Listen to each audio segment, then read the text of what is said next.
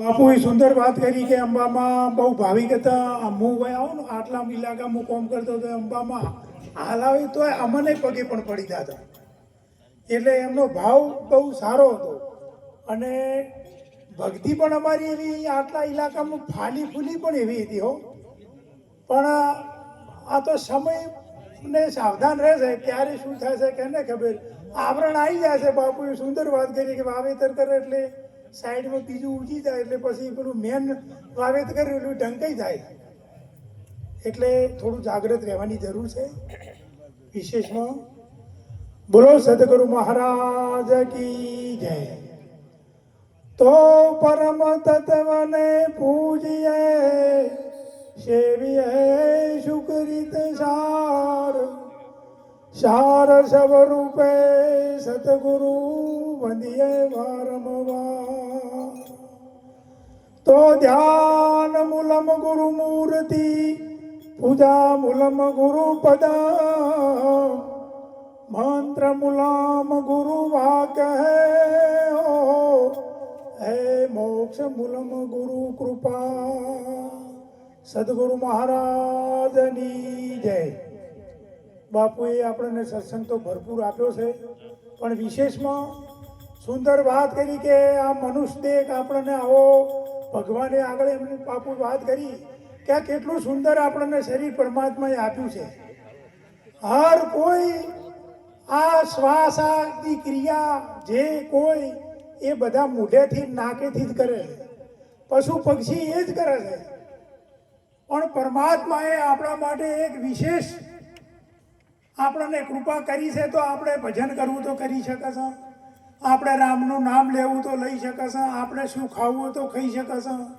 માટે આ કોટિક જન્મના પુણ્યથી મળ્યો મનુષ્ય અવતાર ભાવ કરી પ્રભુના ભજા તો લાખો વાર ધિકાર કીધું છે. તો આપણું કેટલું પુણ્ય છે ત્યારે આપણે મનુષ્યનો અવતાર મળ્યો છે. અને મનુષ્યના અવતારે એ પાછા આવા સદગુરુના સાનિધ્યમાં આપણું શરણું સ્વીકારણું અને મનુષ્ય થયા. એટલે નીરજ બાપુએ વાત કરી છે કે મનુષ્ય થયો પણ હરિનું નામ ના જાણ્યું. અને પશુના તોલે કહીએ તો કહેવાય છે કદાચ આપણે મોણા તો બન્યા હતા પણ ભગવાનના ના ઓળખાતો. બાપુ એક વાત આગળ સુંદર વાત કરી કે જ્યારે આત્માની ઓળખાણ થાય અને તારે મીરાબાઈ સુંદર વાત કરી હે તારા આત્માને ઓળખ્યા હે વિના રે એ લખ 84 નહીં તો એ મઢેજી આ તારી ભ્રમણાય ભાગ્યા એ વિના રે એ ભવના ફેરા આના એ ટળેજી. એ સદગુરુના ચરણે જ્ઞાન તરત એમને અનુભવ થઈ ગયો કે આ જો સુધી સદગુરુના ચરણે નહીં છે ને તો આ માયાજાળમાંથી ના ભવનો ફેરો કુદાડો છૂટો થાય એવો એ તરત એમની વાણી બની નાખી. એટલા માટે સંતના ચરણે જ્યાં પછી આપણે નિધિ ધ્યાસન અને મનન એની જરૂર છે. અભ્યાસની તો જરૂર છે જ. આપણે અત્યારે સ્કૂલમાં છોકરો જોઈએ છે પણ છતાંય અત્યારે ટ્યુશન મેળવો પડે છે. જેમ ટ્યુશન મેળવો પડે છે કે એ સારી રીતે એમને યાદ શક્તિ રહે અને એમની ટકાવારી સારી આવે. એટલા માટે બાપુએ આપણને સારી રીતે એક માર્મિક વાત પણ કરી કે આપણે ભજનમાં આવ્યા, આપણે ગુરુમુખી થયા, પણ કદાચ જો કોઈ આપણને મગજમાં ના આવે આવી વાત અને તમે અમારા જ દાખલા લો, અમે અમારા જ દાખલા કહો. હું તમારા ઘરે બધે કડિયા કોમ કર્યું છે, બધાના ઘરે મેં કડિયા કોમ કર્યું છે. તમે મારી દશા જેવી નતા ભાળતા કશું એ ના એ લુગડી આવતા હતા ને ના એ લુગડી જતા હતા. પણ અત્યારે એ બાપુના વચનમાં રહીને આ બાપુની કૃપા જુઓ. હમણે અમને જશુભાઈને આલદોરી એક બાજરીનું કટું હું ના પડતો તમારે ચો ઘેર થાય છે લઈ જાઓ. આ વયને જીતાડ્યા છે, આ વયને તારા વયને જીતાડ્યા છે. પણ આપણી વાત એવી હતી હોય પાસે એટલી ભક્તિ હતી આપણી પાસે. અને આપણે વચન વિવેકી તમને સુંદર વાત કે વચન વિવેકી ઝેર નર નારી પાંચભાઈ જેને બ્રહ્માદિક લાગે પાય. આ બાપુને હાથ નથી જોડવા, માથું નથી નમાવું પણ તોય નમી જાય છે એને. કારણ કે એની રહેણી કેણી એની વાળ એવી છે અને ઘણા એ નોમના નહીં હોય બોલો. એટલે ખરેખર ગુરુ મહારાજે જે આપ્યું છે એનો આપણે સદુપયોગ કરીશું ને તો સોમયું થશે, કંકુ ચોખા અને તમારે હારે પહેરાશી.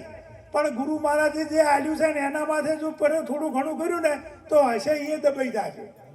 માટે મનુષ્ય દેહ આપણને આવો પરમાત્માએ આલ્યો છે, ચાહે બેનનું શરીર હોય કે ભાઈનું શરીર હોય, બરાબર, પણ એમાં જે રહે છે પરમાત્મા એક છે. એ ગુરુ મહારાજે આપણને બધું સમજાવ્યું છે.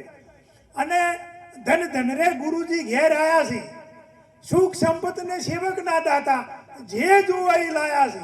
તમારે શું જોવે છે કોહડો? ગાડી જોતી હોય તોય મળી જાય ને પૈસા જોતા હોય તોય મળી જાય ને ધન દોલત જોતું, પણ એ આપણે આપણી પાસે એવી જુગતી હોવી જોઈએ. ગુરુએ તો આપણને રહેણી કેણી શીખડાવી છે. અમારે બીજા ઘણા કડિયા કોમ્પિટિશન, અમે એ કડિયા કોમ કરતા હતા. હવે અત્યારે અમે બાપુની દયાથી જેટલે પહોંચી ગયા હતા ને કોઈ ના કરી તો હાથી બગીચે ઉભા દોડીએ ઉપાડતા, એટલો ઉપાડતા કે ના ઉપાડતા એનું એ કરો. પણ ના ગુરુએ સો ના લીધી કે ઓનાથી કંઈક આગળ વધો. એમ આપણે ગુરુએ જે આપણને ભક્તિ પ્રદાન કરી છે, આવા શબ્દો આલ્યા છે, આવી વાણી આલી છે, તો એ આગળ વધારવાની કોશિશ કરો. માટે મનુષ્ય દેહ આવો રત્ન ચિંતામણી અવતાર મળ્યો છે. જેમ તોરેલી તો 3 દર તાર્યા હતા અને કદાચ આપણી એક ના તારી ગયો શું કામના. માટે સુંદર વાત કરી. આવો મનુષ્ય જેવું હે ડોણું રે હે વાલા તમારું હે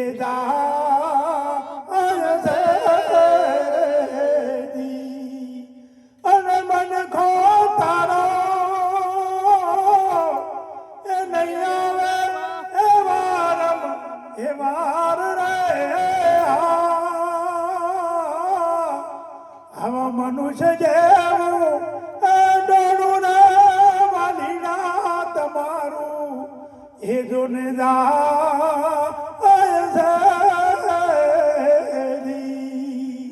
આવો રત્ન ચિંતામણી અવતાર જે પારસમણીની ખોણ અને જેને આવા સદગુરુનું શરણું મળી ગયું હોય ને તો એ ખરેખર ડંકા વગાડે. અને કોઈ આવા તત્વવેતા પુરુષના ચરણે જ્યાં પછી જો તો માય કાંગલા રહ્યા ને તો પછી ભક્તિ વારીએ શું કોમની કોડો હે ગોહારીએ શું કોમની. ગાતે ઘણને આવડે છે, બોલતા ઘણના છે, પણ વચન અને જે વસ્તુ આપણને ગુરુ મહારાજે સમજાય છે.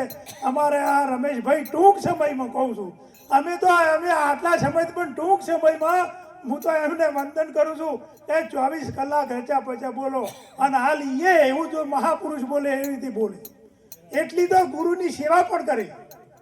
હા, એટલી ગુરુજીની સેવા પણ એ કરી છે ભરપૂર. એમ એટલે જો સુધી જો લગ્ની નહીં લાગે અને તો ખરેખર લગ્ની લાગાડવાની જરૂર છે. ગુરુ છે લગ્ન કઠિન મેરે ભાઈ.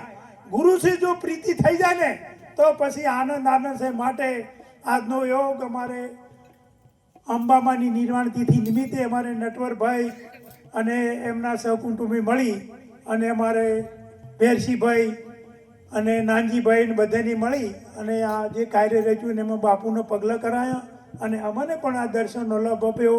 તે બદલ આ કુટુંબને લાખો વાર વંદન છે. ધન મળ્યું ધર્મ ના બેઠો, શરીર મળ્યું ના કરી કોઈની સેવા, ભવન પખે કોઈ દાડો સંત ના પધારે તો ઠામ શુભ ના એવા. પરમાત્માએ આપણને આવું સુંદર શરીર આવ્યું છે, ધન આવ્યું છે, પણ કદાચ જો હારા માર્ગમાં ના વાપર્યું ને તો પછી બીજે ચોક જાય, દવાખાને જાય, કો તો ઘણાય જાય. પણ વાત સુંદર કરી છે. હે આવડી આવડી આવડી રે મને રામ ભજવાની રીત આવડી રે. આવડી આવડી આવડી રે ભાઈ રામ ભજવાની રીત આવડી રે. હે ધન માતને ધન એના પિતા રામ ભજવાની રીત આવડી રે. ઘણાને ધન મળ્યું છે. હમણાં અમારી બાજુ ધન વાપરતા ના આવડ્યું, બે ભાઈઓ લડાણા છે. એક જણા ઈટ છોડી છે, ભોડું હતું, ફોડ્યું પૂરું લે શું કરવાનું. એક પડ્યો દવાખાને, એક જો જેલમાં. આ ધન વાપર્યું શું કરવાનું કહો. એટલે ધન વાપરવાની રીત આ ગુરુ મહારાજ આવી શીખડાવી કે કયો વાપરવું ને કયો ના વાપરવું. માટે ધન તો ઘણાને મળ્યું છે. એટલે ધનનો સદુપયોગ કરી આવા સંતોના ચરણે જઈ પોતાની ઓળખાણ કરો. અને કદાચ આઘું પાછું અધી રહી ગયું હોય, ભગવાનને ઓળખે ના પડી હોય, તો આવા તત્વવેતા પુરુષ આપણા દ્વારે અવારનવાર આવે છે.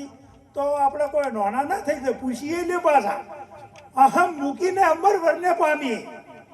આ જે અહમ મૂકી દઈએ તો અમર વરને આપણે પામી શકીએ, પણ જો સુધી અહમ ન મૂકીને તો અમર વરને કોઈ દાડો પામી શકશે નહીં. એટલે હવે અમારે રમેશભાઈ પણ વધાર્યા છે, તો એમને પણ આપણે વિનંતી કરીએ, એમના શ્રી મુખથી આપણે થોડો સત્સંગનો લાભ સાંભળીએ. એ પણ સારું બોલે છે. બોલો સદગુરુ ભગવાન.